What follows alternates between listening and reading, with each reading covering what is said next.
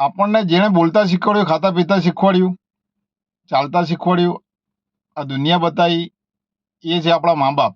આપણા મા બાપે આપણને મોટા કરવામાં બહુ મહેનત કરી છે. એમના પગના તળિયે ઘસાઈ ગયા છે, ત્યારે આપણે મોટા થયા છે.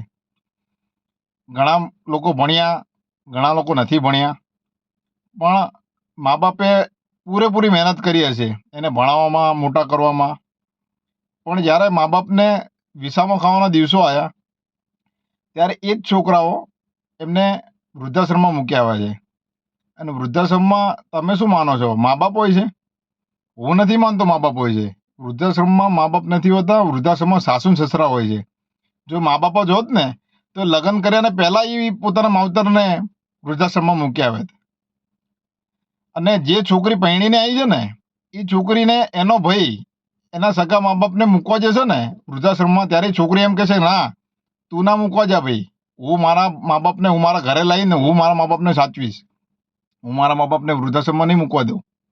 અને પોતાના સાસુ સસરાને જ્યારે સેવા પૂજા કરવાની આવે છે, સાચવવાના આવે છે, ત્યારે એ સ્ત્રીના લીધે પેલો વ્યક્તિ એના મા બાપને વૃદ્ધાશ્રમમાં મૂકી આવે છે. આ કેટલા હદ સુધીની આ સત્ય વાત છે, વિચારો તમે. એટલે મા બાપની જેવું આ દુનિયામાં કોઈ મોટું નથી. મા બાપ આ પૃથ્વી પરના ભગવાન છે.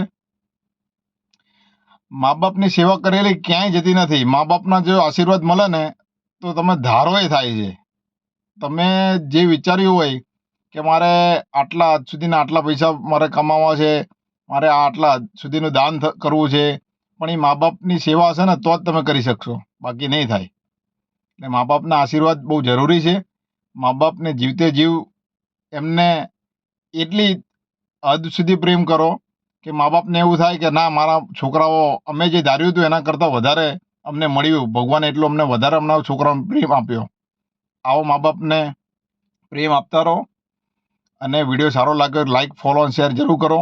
જય માતાજી, જય ભારત.